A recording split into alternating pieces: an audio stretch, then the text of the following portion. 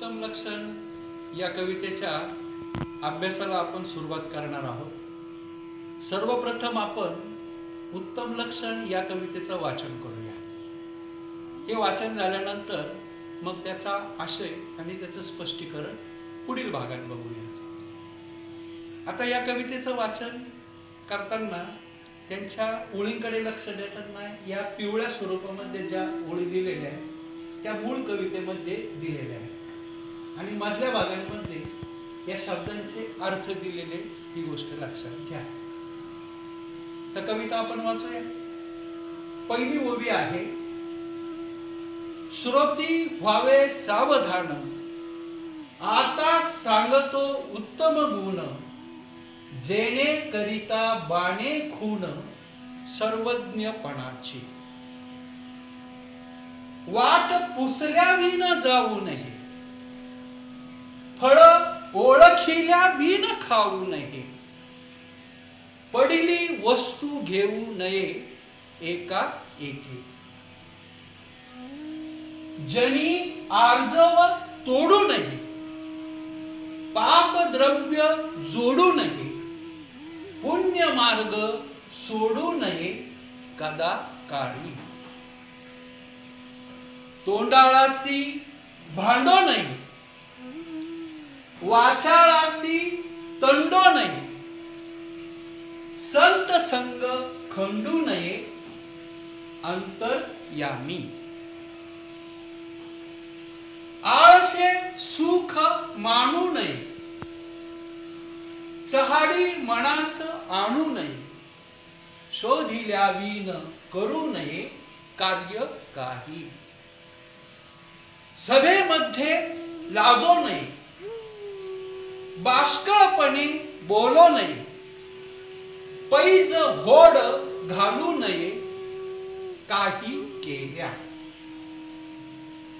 कोणाचा उपकार घेऊ नये, घेतला तरी राखो नये, पर पीडा करू नये, विश्वासघात संगत नाही, विश्वासघात, व्यापकपणा सांडू नये, पराधीन होऊ नये, आपले ओझे घालू नये कोणी एकासी, सत्य मार्ग सांडू नये, असत्य पंथे जाऊ नये, कदा अभिमान घेऊ नये असत्याचा,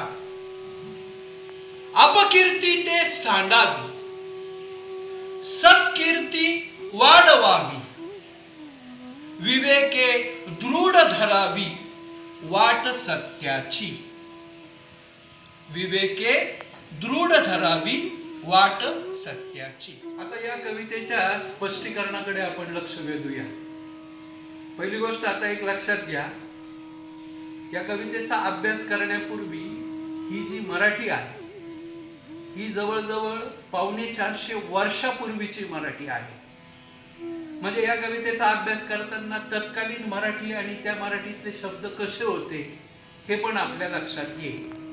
त्यामुळे काही ठिकाणी आपल्याला बऱ्याच ठिकाणी अनुस्वार दिसत आहे पण त्यांचा उच्चार होत नाही, ही गोष्ट प्रामुख्याने लक्षात घ्या। आता या कवितेमध्ये या कवितेचं खास भाषिक वैशिष्ट्य काय लक्षात येईल ती गोष्ट लक्षात घ्या। रसग्रहणाच्या दृष्टिकोनातून भाषिक वैशिष्ट्य फार महत्वाचं आहे। मग काय भाषिक वैशिष्ट्य आहे? जसं बघा की ही जी दुसरी ओवी आहे, वाट पुसल्या विन जाऊ नये, जाऊ नये, खाऊ नये, घेऊ नये। तिसऱ्या ओवीमध्ये तोडू नये, जोडू नये, सोडू नये। याच पद्धतीनं प्रत्येक ओळीमध्ये या टाईप यमकात्मक रचना केलेली आपल्याला दिसून येते। त्यामुळे भाषेला सौंदर्य प्राप्त झालेलं आहे आणि ती आपल्याला समजण्यास अगदी अनुकूल अशी स्थिती निर्माण झालेली दिसून येते। मग आता या कवितेचं स्पष्टीकरण आपल्याला बघायचंय, पुन्हा सांगायला नको। आता मूळ भाग पुन्हा लक्षात घ्या। रामदास स्वामींनी उत्तम लक्षण ही कविता श्री दासबोधातल्या दुसऱ्या दशकातल्या दुसऱ्या समासात घेतलेली आहे। मग दुसऱ्या समासामध्ये एकूण जी उत्तम लक्षणं सांगितलेली आहे ती उत्तम लक्षणं 40 आहे. म्हणजे उत्तम लक्षणाच्या एकूण रामदास स्वामींनी 42 ओव्यांची निर्मिती केली.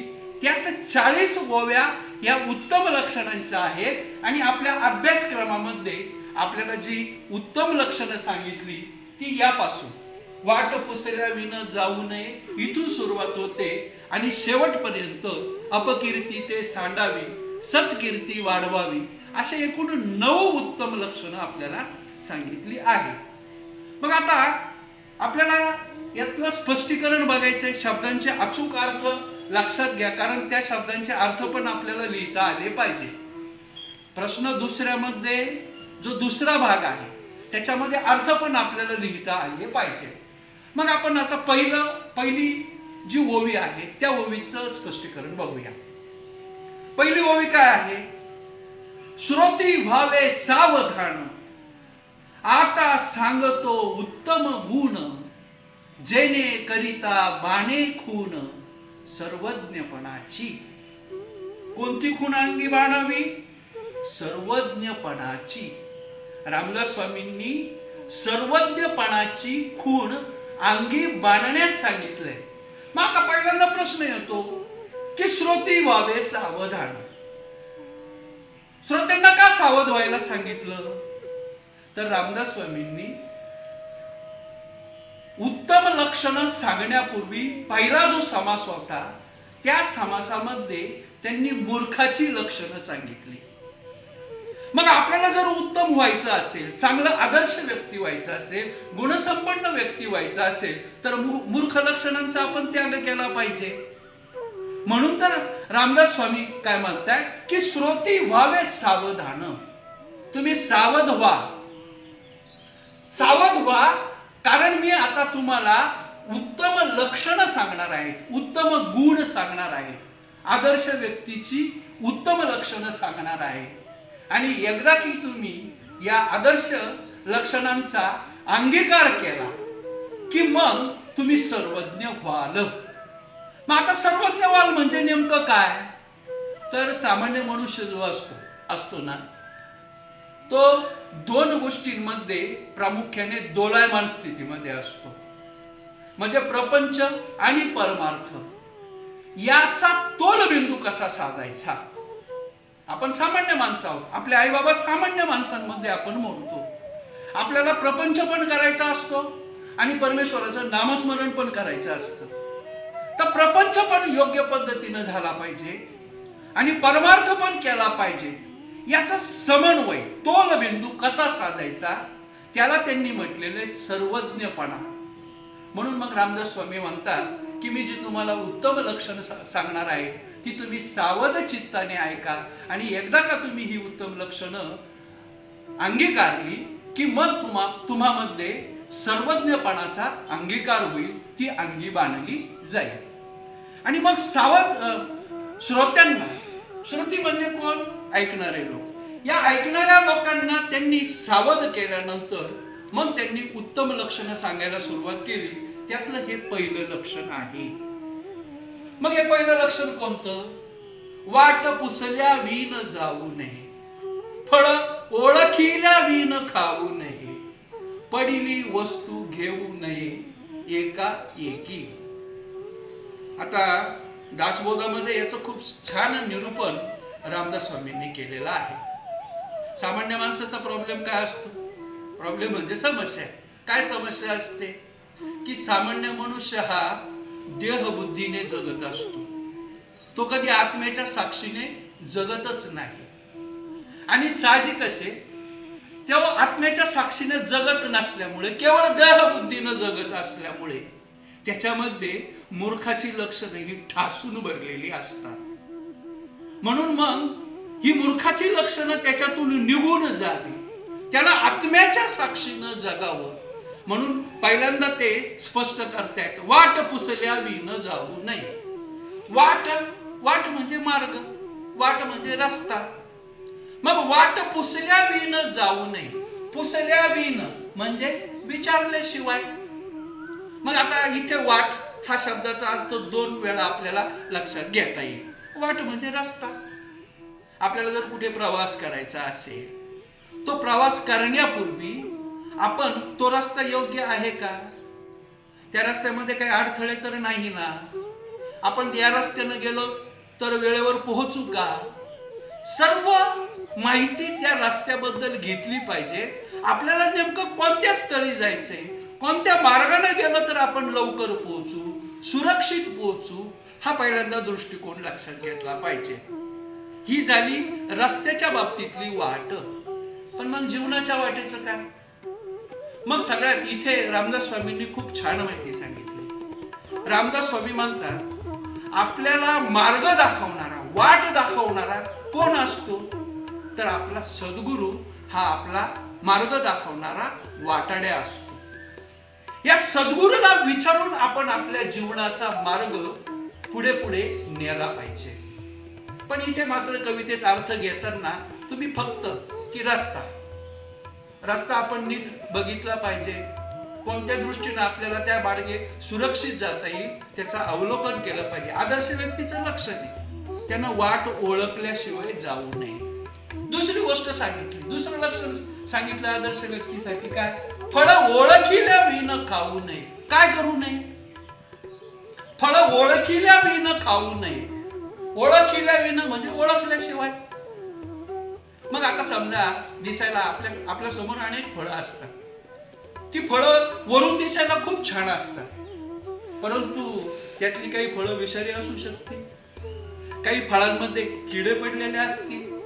आपण नुसतं त्याच्या वरच्या रंगरूपाला बघितलं आणि सेवन जर केलं तर त्याचं प्रायश्चित्त आपल्याला भोगावं लागेल, नाही का. म्हणजे चुकीचं फळ खाल्ल्यानंतर आपल्या शरीराला मोठी इजा होऊ शकते. म्हणून आदर्श व्यक्ती कसा असेल, उत्तम व्यक्ती कसा असेल, फळ ओळखल्याशिवाय, फळाचं अंतरंग बघितल्याशिवाय तो ते सेवन करणार नाही. आणि पुढची तिसरी गोष्ट सांगितली, पडलेली वस्तू घेऊ नये. आपण माणसं फार स्वार्थी असतो. काही लोकांना फुकट घेण्यामध्ये फार आनंद असतो. रस्त्याने जाताना आपल्याला एखादी वस्तू सापडली की पटकन आपण घेतो आणि लगेच तिथून निघून जाण्याचा प्रयत्न करतो. रामदास स्वामींनी या तिसऱ्या ओळीमध्ये अतिशय सुंदर स्पष्ट, पडलेली वस्तू घेऊ नये म्हणजे काय, तर तुमच्यामध्ये जो एक विकार आहे मोह नावाचा, त्या मोहाला जर थोपवायचं असेल तर त्याकरता आपण अशी पडलेली जी कुठली वस्तू असेल ती घेणार नाही. मुळात आदर्श व्यक्तीचं लक्षण काय, ती वस्तू माझी नाही, मी घेणार नाही. उलट ती वस्तू कोणाची त्याचा शोध घेतला पाहिजे. कारण ज्या व्यक्तीची वस्तू हरवते त्याला बिचाराला खूप त्रास होत असतो. म्हणून त्याच्यापर्यंत कशी पोहोचेल हा विचार आदर्श व्यक्ती करत असतो. म्हणून तर ते म्हणतात तुमच्या मोहाला जर थांबवायचं असेल, थोपवायचं असेल तर पडलेली वस्तू घेऊ नये. एकाएकी केव्हाही घ्यायची नाही. एकाएकी अचानक कधीही तुम्हाला ती वस्तू सापडली तर ती घेता कामा नाही. तिसरी ओळी आहेत, जनी आर्जव तोडू नये, पाप द्रव्य जोडू नये, पुण्य मार्ग सोडू नये कदा काळी. जन म्हणजे लोक, आर्जव म्हणजे विनंती. जनी आर्जव तोडू नये. मनुष्य समाजामध्ये वावरत असतो आणि समाजामध्ये वावरत असताना जर लोकांनी आपल्याला एखाद्या विशिष्ट गोष्टीसाठी, विशिष्ट कामासाठी जर काही विनंती केली तर त्या विनंतीचा आपण मान राखला पाहिजे आणि त्या विनंतीचा मान राखून आपण आपलं जीवन आणि मार्गक्रमणा केली पाहिजे. मग आता साहजिक एक गोष्ट लक्षात घ्या, कुणीतरी आपल्या जवळ येतंय, काहीतरी काम घेऊन येतंय, आपल्या जवळ काहीतरी विनंती करतोय. आपण ती जर विनंती त्यांची धुडकावून लावली तर त्या व्यक्तीमध्ये आपल्यामध्ये प्रेमाचे संबंध राहतील का? नाही. मग तुम्हाला कोण आदर्श व्यक्ती म्हणेल? म्हणून सर्वात महत्वाची गोष्ट की लोकांच्या भावनांचा आपण आदर केला पाहिजे, त्यांच्या विनंतीला मान दिला पाहिजे, त्यांची विनंती धुडकावून लावता कामा नाही. त्याला म्हटलेलं आहे जनी आर्जव तोडू नये. आणि पुढे काय सांगितलं? पापद्रव्य जोडू नये. पापद्रव्य म्हणजे पापाने, इथे म्हटलेलं आहे पापद्रव्य, पापाने मिळवलेली संपत्ती, पाप करून मिळवलेलं धन. द्रव्य म्हणजे धन.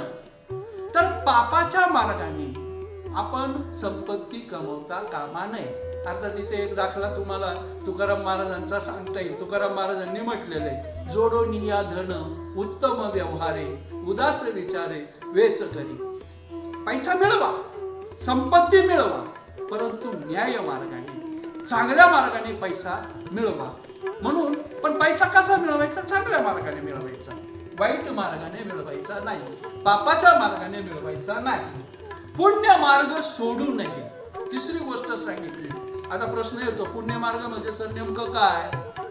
आपल्या दैनंदिन जीवनात काही विद्यार्थ्यांचा असा गैरसमज असेल, हा मग आपण दानधर्म केला, गोरगरिबांना आपण खूप पैसा वाटला म्हणजे मग तो पुण्य मार्ग. पुण्य मार्ग खूप आहे. साध्या साध्या गोष्टी आपल्या सामान्य माणसाला सुद्धा पुण्याच्या करता येतात. उदाहरणार्थ बघायला गेलं तर आपल्या दारामध्ये कुणी आलाय वाट सोडून, त्यानं पाणी मागितलं, त्याला पाणी दिलं पाहिजे. भुकेलेला अन्न दिलं पाहिजे, नाही का? पशु पक्षी असतील, या पशु पक्ष्यांना आपण दाना पाणी दिलं पाहिजे. एवढंच नव्हे तर वृक्षवेली असेल, त्या वृक्षवेलींचं संगोपन केलं पाहिजे, झाडांना पाणी दिलं पाहिजे. हा पुण्य मार्गच आहे. ज्या गोष्टी समाजाच्या, लोकांच्या, राष्ट्राच्या, आपल्या हिताच्या असतात ती गोष्ट म्हणजे पुण्य मार्ग. असा पुण्य मार्ग आपण कधीही सोडू नये. आदर्श व्यक्तीनं या 3 गोष्टींकडे पुन्हा लक्ष वेधावं. लोकांची विनंती धुडकावू नये, पाप मार्गाने पैसा कमवू नये, त्याचबरोबर पुण्य मार्ग कदापिही सोडू नये, कदाकाळी, कधीच नाही.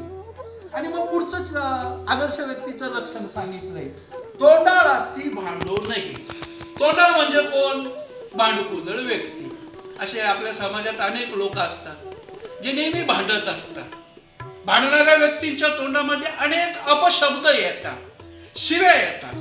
असे जे तोंडाळ व्यक्ती असतात त्यांनी भले आपला अपमान केला तरी सुद्धा आपण त्या व्यक्तीबरोबर भांडू नये, त्याच्या तोंडाला तोंड लावू नये. आणि पुढे काय म्हटलंय? वाचाळाशी तंडो नये. वाचाळ व्यक्ती म्हणजे कोण? वाचाळ म्हणजे जो निरर्थक बडबड करतो. अशी जी वाचाळ व्यक्ती असेल, अशा वाचाळ व्यक्तीशी तंड म्हणजे तंटा, त्याच्याशी तंटा करू नये आणि संत संग खंडू नये. संतांचे जे विचार असतात त्या विचाराने वागावं, त्या विचारांमध्ये कधीही खंड पडू देता कामा नये. कारण संत हे शेवटी समाजाच्याच उद्धाराकरता आलेले असतात. म्हणून संतांचा जो विचार असतो तो विचार आपण आपल्या अंतर्यामी, आपल्या अंतरंगामध्ये सतत ठेवला पाहिजे. संतांच्या संगतीनेच आपण आपलं जीवन व्यतीत केलं पाहिजे, असं या चरणामध्ये रामदास स्वामी म्हणतात. 5वी ओवी आहे, आळसे सुख मानू नये, चहाडी मनास आणू नये, शोधिल्या विन करू नये कार्य काही. आळस, आळस म्हणजे काम न करणे. रामदास स्वामींनीच म्हटलेले, आळसे कार्यभाग नासतो.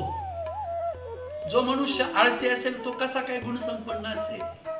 जो व्यक्ती आळसी असतो म्हणजेच त्याला काहीच काम करावंसं वाटत नाही. जो व्यक्ती काम करत नाही मग त्याला पैसा कुठून मिळणार? आणि पैसा नसेल, संपत्ती नसेल, साहजिकच त्याचा परिणाम काय होतो? त्याच्या कुटुंबामध्ये दारिद्र्य येतं. आणि ज्या कुटुंबामध्ये दारिद्र्य आहे मग त्या व्यक्तीला तुम्हीच सांगा मान राहील का? म्हणून सर्वात महत्वाची गोष्ट, आळसे सुख मानू नये. आदर्श व्यक्तीनं सतत कार्यमग्न असलं पाहिजे, सतत काही ना काही काम केलं पाहिजे. आता एक विश्रांतीची सुद्धा छान परिभाषा आहे बरं का. काय परिभाषा आहे विश्रांतीची? कामामध्ये बदल म्हणजे विश्रांती. म्हणजे फक्त कामाच्या स्वरूपात बदल केला की विश्रांती मिळते. रामदास स्वामींना हेच म्हणायचं आहे की आळसामध्ये सुख मानू नका, चहाडी मनास आणू नका. चहाडी म्हणजे काय? एखाद्याबद्दल वाईट सांगणं. आपल्या भाषेमध्ये त्याला आपण चुगली म्हणतो. बरोबर आहे की नाही? काही लोकांचा स्वभाव असतो चुगली करण्याचा, आपलं मोठेपण व्यक्त करायचं असेल, आपला सन्मान त्या समोरच्या व्यक्तीमध्ये वाढवायचा असेल, तर अशा काही लोकांमध्ये घाणेरड्या प्रवृत्ती असतात. पण रामदास स्वामी सांगतात, तुम्ही जर आदर्श व्यक्ती आहात ना, तुम्ही गुणसंपन्न व्यक्ती आहात ना, तर मग अशी चुगली करता कामा नये. शोधिल्या विण करू नये कार्य काही. कोणतंही काम करताना त्या कामाचा पहिल्यांदा शोध घ्या. आपण ते काम करणार आहोत, त्या कामामध्ये आपल्याला कुठल्याही प्रकारची इजा होणार नाही ना, केलेल्या कामाचा आपल्याला योग्य मोबदला मिळेल ना. म्हणून रामदास स्वामी म्हणतात की कामाचा शोध तुम्ही विवेकानं घ्या. पण एक वैशिष्ट्य इथे सांगितलेलं आहे की जे काम तुम्ही करणार ते अर्धवट टाकू नका, ते काम पूर्ण करा. म्हणून आदर्श व्यक्ती जे काम हातामध्ये घेतो ते काम परिपूर्ण करतो. पण काम करण्यापूर्वी त्याचा शोध घेणं गरजेचं. 6वी ओवी आहे, सभेमध्ये लाजू नये, बाष्कळपणे बोलू नये, पैज होड घालू नये काही केल्या. सभा म्हणजे बैठक. एखादी मोठी सभा असेल किंवा समूहामध्ये आपण बघतो अनेक लोक जेव्हा एकत्र आलेले असतात आणि त्यावेळेस सभेमध्ये जेव्हा आपण काही बोलणार असू तर न लाजता बोलावं, धीटपणे बोलावं. आदर्श व्यक्तीचं लक्षण आहे, जिथेही तुम्ही सभेमध्ये उभे राहाल धीटपणे बोलावं. पण बोलावं कसं? संदर्भहीन बोलता कामा नये, संदर्भानुसार बोललं पाहिजे, धीटपणे बोललं पाहिजे.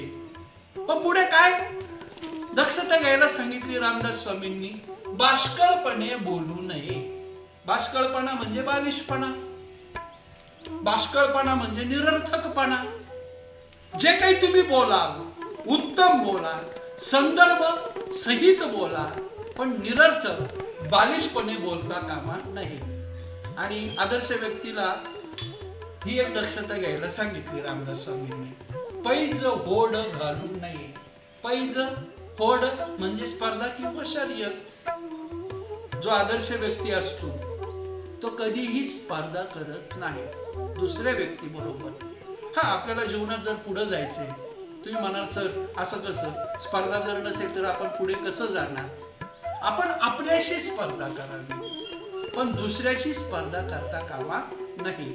म्हणून रामदास स्वामी म्हणतात, पैज होड घालू नये, दुसऱ्याशी कधीही स्पर्धा करू नये किंवा शर्यत लावू नये, म्हणजेच पैज किंवा होड लावू नये. 7वी ओवी आहे, अर्थात हे 6वं लक्षण आहे की कोणाचा उपकार घेऊ नये, घेतला तरी राखू नये, परपीडा करू नये, विश्वासघात. उपकार बरोबर आहे की नाही? आपण आपल्यावर जर कुणी उपकार केलेला असेल तर त्या उपकारांचा तोटा काय होतो? त्या उपकारामुळं आपलं स्वातंत्र्य हिरावलं जातं.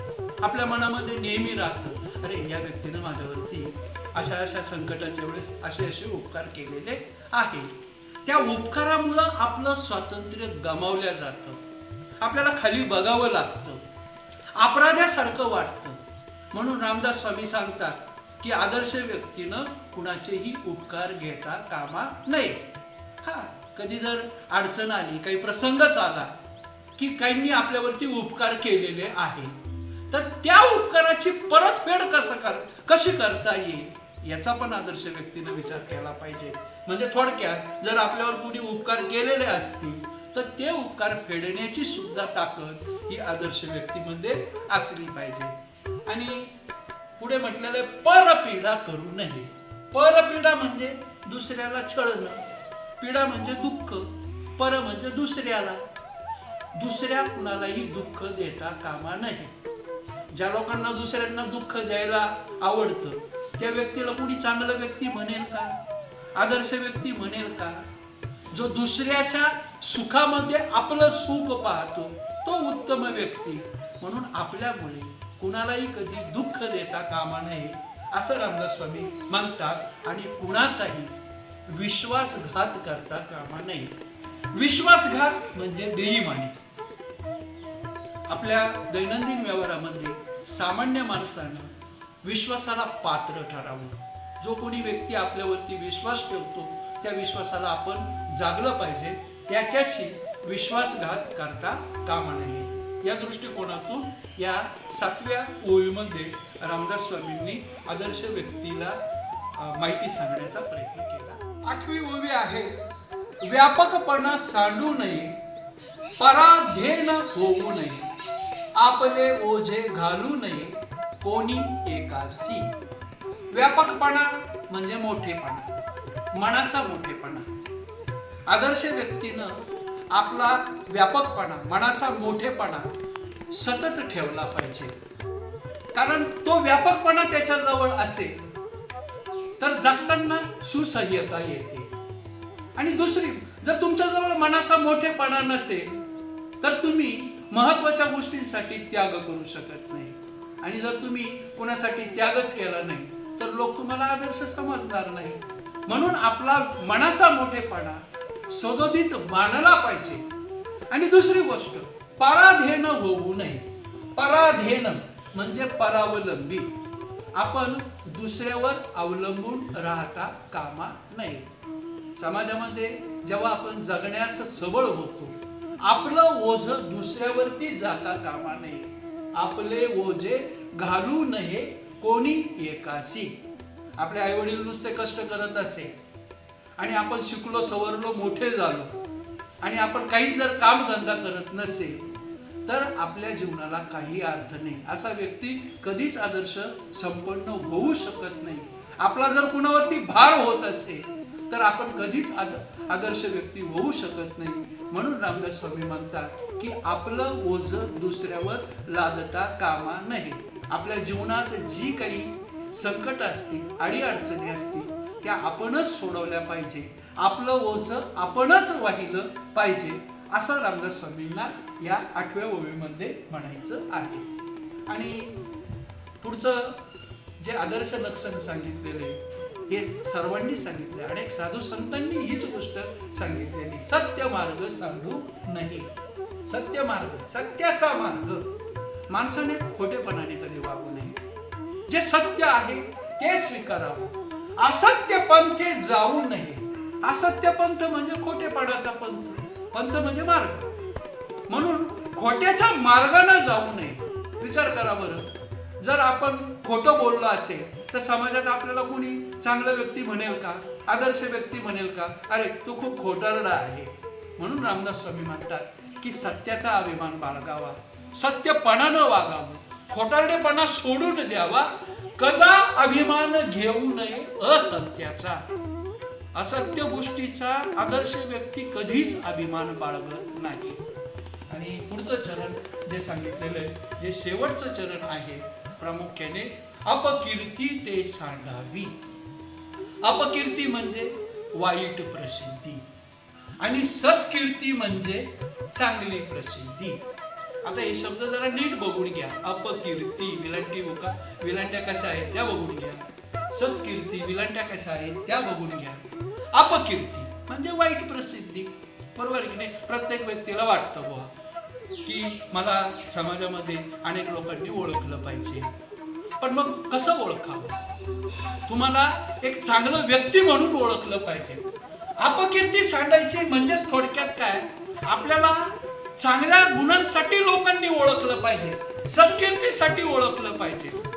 आपल्याला वाईट गुणांमुळे लोकांनी ओळखता कामा नये. म्हणून जे काही आपल्याला जीवनामध्ये वागायचे, जे काही चांगलं काम करायचे, ती चांगली कामं करून मग आपल्याला प्रसिद्धी मिळवायची आहे. वाईट मार्गाने प्रसिद्धी मिळवायची नाही. जीवनामध्ये ही फार महत्वाची गोष्ट आहे की प्रत्येकालाच वाटतं की माझी कीर्ती झाली पाहिजे, चार चौघांमध्ये लोकांनी माझं नाव काढलं पाहिजे. पण नाव कोणत्या दृष्टीनं काढलं जावं? चांगल्या गोष्टीनं प्रामुख्याने काढलं जावं. आणि म्हणून ते म्हणतात की तुम्ही सत्कीर्ती वाढवली पाहिजे आणि अपकीर्तीचा त्याग केला पाहिजे. अपकीर्ती ते सांडावी, तिचा त्याग केला पाहिजे. विवेके दृढ धरावी वाट सत्याची. आणि सामान्य माणसानं आपलं जीवन जगत असताना विवेकाने म्हणजे सारासार विचार करून कायमस्वरूपी सत्याची वाट दृढ धरली पाहिजे. आणि सत्यानुसारच आपण आपलं जीवन जगलं पाहिजे. कारण सत्य गोष्टींचा माणसाने आपल्या जीवनात अवलंब केल्यानंतर त्याला त्याच्या कुटुंबाला, समाजाला, राष्ट्राला त्याचा फायदा होतो आणि त्या सत्यामुळे त्या व्यक्तीची कीर्ती सुद्धा वाढल्याशिवाय राहत नाही. अशी कितीतरी उदाहरणं आपल्याला या ठिकाणी देता येईल. आता या पूर्ण पाठाचं स्पष्टीकरण करत असताना मूळ मुद्दा काय लक्षात येतो की ही उत्तम लक्षणं असणाऱ्या अशा आमच्या समाजात लाखो व्यक्ती होऊन गेल्या. भारतभूमीमध्ये त्यांची गणनाच नको. संतांच्या बाबतीमध्ये तुम्ही विचार करा, संतांनी किती त्याग केलेला आहे, समाजाच्या उद्धाराकरता किती जीवाचं रान केलेलं आहे. मग ते ज्ञानेश्वर महाराज असतील, संत तुकाराम महाराज असतील, संत एकनाथ महाराज असतील, कमी सोसलं का त्यांनी? पण त्यांच्यामध्ये जी उत्तम लक्षणं होती त्यामुळे त्यांची कीर्ती वाढलेली, ही गोष्ट लक्षात घ्या. सत्कीर्ती वाढवायची असेल तर जीवन त्याच पद्धतीनं जगावं लागतं. छत्रपती शिवाजी महाराजांचं जीवन बघा बरं. रयतेसाठी जीवाचं रान करणारा माणूस, गळ्यामध्ये कवड्यांची वाळ घालून आपल्या प्रजेच्या सुखासाठी रात्रंदिवस झटणारा हा श्रीमान योगी छत्रपती शिवाजी महाराज आमच्यासाठी आदर्श का आहेत? कारण त्यांनी जीवन याच उत्तम लक्षणांनी जगलं. म्हणून तर शिवाजी महाराज हे रामदास स्वामींचे शिष्य झाले. आणि आताच्याही काळामधली उदाहरणं बघा, ज्यांची कीर्ती आपल्या सर्वांमध्ये पसरलेली. मग त्याच्यामध्ये महात्मा ज्योतिबा फुले असतील, सावित्रीबाई फुले असतील, त्यांचं जीवन कसं होतं? उत्तम लक्षणांनी भरलेलं जीवन होतं. गाडगे महाराजांचं उदाहरण पहा. गाडगे महाराजांच्या जीवनामध्ये तुम्हाला बघा, त्यांनी जो दान धर्म केला, जवळ काही नसताना सुद्धा गोरगरिबांची जी सेवा केली, समाजाची जी सेवा केली, काही नसताना सुद्धा, म्हणून त्यांची कीर्ती समाजामध्ये वाढलेली दिसून येते. डॉक्टर बाबासाहेबांचं उदाहरण लक्षात घ्या. दलितांसाठी आपलं पूर्ण जीवन त्यांनी समर्पित केलं. एवढंच नव्हे, केवळ दलितांसाठीच केलं असं नव्हे, तर तुम्ही एक दृष्टिकोन लक्षात घ्या. आज जगामध्ये सर्वात मोठा असणारा आपला भारत देश, ह्या भारत देशाची राज्यघटना ज्या व्यक्तीनं लिहिली, ज्या राज्यघटनेवरती आज आमचा देश पूर्ण चालत आहे, आज जगामध्ये त्याचं संपूर्ण नाव आहे, असे हे आमचे डॉक्टर बाबासाहेब आंबेडकर एक आदर्श व्यक्ती म्हणून आमच्या समोर आहेत. किती उदाहरणं सांगता येते.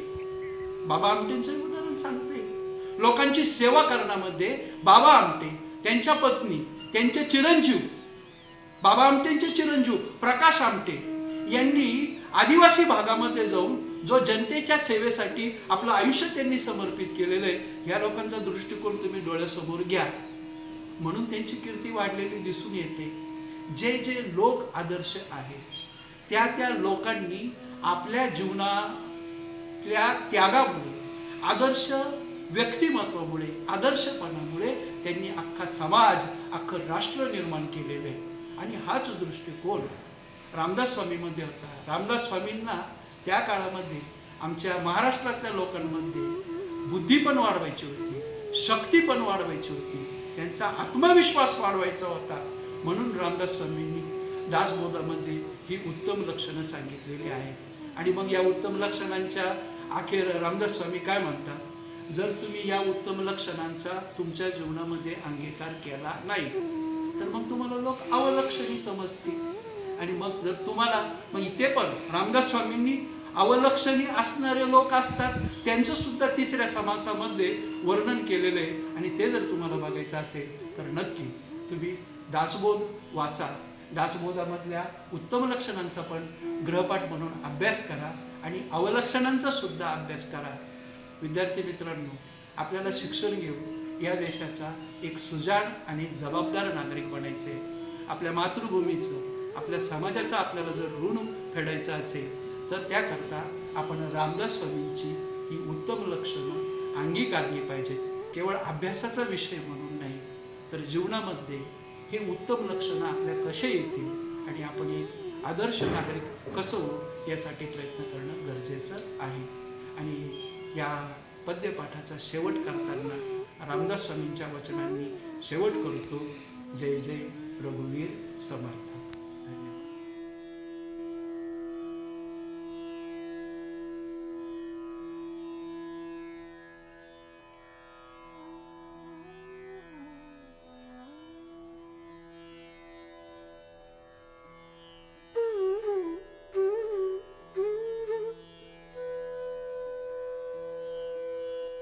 उत्तम लक्षण या कवितेचा अभ्यास केल्यानंतर तिची कृतीपत्रिका आपण सोडवूया.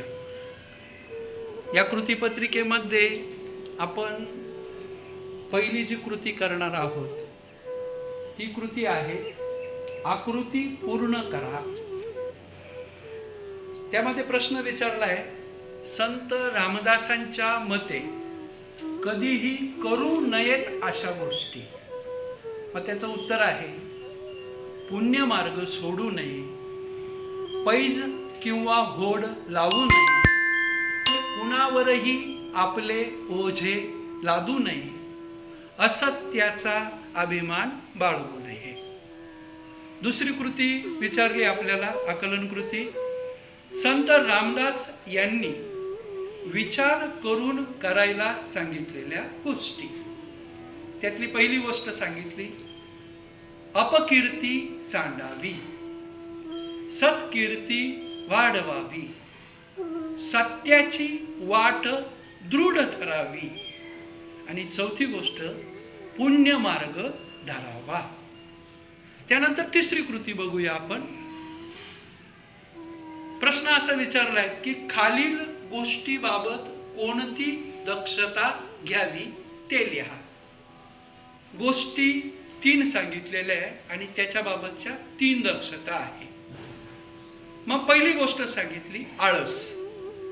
आळसात सुख मानू नये, परपीडा कोणालाही कधीही दुःख देऊ नये. तिसरी गोष्ट आहे सत्य मार्ग, सत्य मार्गानेच नेहमी जावे. आता चौथी कृती आपण बघणार आहोत, पुढील व्यक्तींशी कसे वागावे. पहिला घटक दिलाय त्याच्यात तोंडाळ. मग ती कृती काय आहे, तोंडाळाशी भांडू नये. दुसरी कृती आहे संत संग, संत संग खंडू नये. नंतर चौथ्या मधला दुसरा घटक विचारलाय त्यांनी की चौकटी पूर्ण करा. त्यातला पहिला घटक, संत रामदास सावधान होण्यास सांगतात ते उत्तर आहे श्रोते. दुसरा घटक विचारलाय, संत रामदास श्रोत्यांना हे गुण सांगतात. कोणते गुण? उत्तम गुण. तिसरा घटक विचारलाय, अंगी बाणावी अशी. उत्तर आहे सर्वज्ञपणाची खूण. आणि चौथी कृती विचारली की प्रस्तुत ओव्या या ग्रंथातून घेतल्या आहेत. मग या ओव्या ज्या घेतलेल्या आहेत तो आहेत श्री दास बोध. आणि नंतर पुढे जे 3 प्रश्न विचारले त्यातला 5वा प्रश्न विचारलाय की खाली दिलेल्या ओळीचा सरळ अर्थ स्पष्ट करा. फक्त ओळीचा अर्थ स्पष्ट करणे. मग ओळ दिलेली, अपकीर्ती ते सांडावी, सत्कीर्ती वाढवावी. मग याचं उत्तर काय लिहिणार? तर संत रामदास म्हणतात, लोक आपल्याला दूषण देतील व निंदा करतील असं वर्तन कदापिही करू नये. ज्या वागण्याने आपली अपकीर्ती होईल असे वागणे टाळावे. उलट आपल्या व्यक्तिमत्वाची कीर्ती पसरे अशी वागणूक असायला हवी. स्वतः चांगले वागून सत्कीर्ती वाढवायला हवी. हा झाला या ओळीचा सरळ स्पष्ट अर्थ. त्यानंतर 6वी कृती विचारलेली आपल्याला, वाट पुसल्या विण जाऊ नये, फळ ओळखिल्या विण खाऊ नये. या काव्य पंक्तीतून होणारे अर्थ सौंदर्य स्पष्ट करा. मग त्याचा अर्थ सौंदर्य स्पष्ट पुढील प्रमाणे करता येईल. मग पहिल्या परिच्छेदात काय लिहिता येईल? उत्तम लक्षण. या ओव्यांमध्ये संत रामदास यांनी उत्तम व्यक्तीची लक्षणं सांगताना कोणते आचरण करू नये याचे नियम सांगितले आहे. दुसऱ्या परिच्छेदात, माणूस एखाद्या कामासाठी दूर निघाला असेल तर त्याने रस्त्याची पूर्ण माहिती असल्याशिवाय जाऊ नये. माहित नसलेल्या रस्त्याने कधीही जाऊ नये.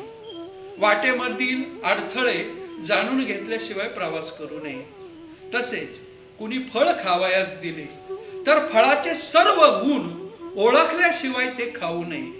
अनोळखी फळ शरीराला अपाय करू शकतं, म्हणून फळ खाण्याविषयी सावधगिरी बाळगावी, अशा प्रकारचा मोलाचा उपदेश या ओळीमध्ये संत रामदासांनी केला आहे.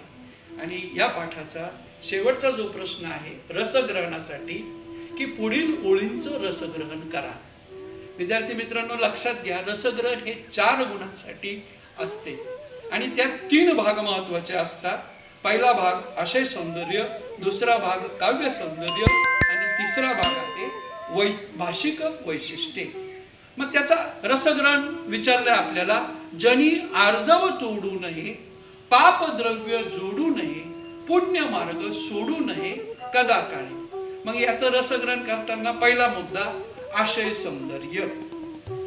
उत्तम लक्षण या श्री दासबोधातील एका समासामध्ये समर्थ रामदासांनी गुणसंपन्न आदर्श व्यक्तिमत्वाची महत्वाची लक्षणे सांगितली आहेत. त्यापैकी उपरोक्त ओवीमध्ये 3 लक्षणांचा ऊहापोह केला आहे. दुसरा मुद्दा आहे काव्य सौंदर्य. समाजात वावरताना व्यक्तीनं कोणतं आचरण करावं हे सांगताना संत रामदास म्हणतात, लोकांचे मन मोडू नये, लोकांनी केलेली विनंती धुडकावू नये, उलट जनभावनांचा आदर करावा, तसेच वाईट मार्गाने संपत्ती साठवू नये. अशी संपत्ती हे पापाचं धन असतं, म्हणून सत्शील मार्गाने जीवन व्यतीत करावे, पुण्य मार्ग आचरावा, कधीही पुण्य मार्गाने जाण्याचे सोडू नये. आणि तिसरा मुद्दा आहे भाषिक वैशिष्ट्य. वरील ओवीमध्ये जनांसाठी खूप सुगम असं निरूपण केलं आहे. तोडू नये, जोडू नये, सोडू नये अशा सोप्या यमकांद्वारे संदेशामध्ये आवाहकता आली आहे. ओवी छंदाला साजेशी सुबोध भाषा वापरल्यामुळे जनमानसांवर तत्व ठसवणे सुलभ झाले आहे. पापद्रव्य व पुण्य मार्ग यातील विरोधाभास ठळकपणे उठून दिसतो. ओवीमध्ये प्रासादिकता हा गुण आढळतो. इतकं झाल्यानंतर याचं पूर्ण रसग्रहण होतं. विद्यार्थी मित्रांनो, ही पूर्ण कृतीपत्रिका जी तुम्हाला तुमच्या स्क्रीनवर दिसत आहे, ती कृतीपत्रिका तुम्ही व्यवस्थितरित्या सोडवा आणि आपल्या शिक्षकांकडून ती व्यवस्थितरित्या तपासून घ्या. नक्कीच तुम्हाला हा पाठ खूप छान समजलेला आहे असं माझ्या लक्षात येत आहे. तुमच्या यशासाठी प्रामुख्याने सुयश चिंतितो आणि उत्तम लक्षण हा संत रामदासांचा पद्यपाठ या ठिकाणी पूर्ण करतो. धन्यवाद.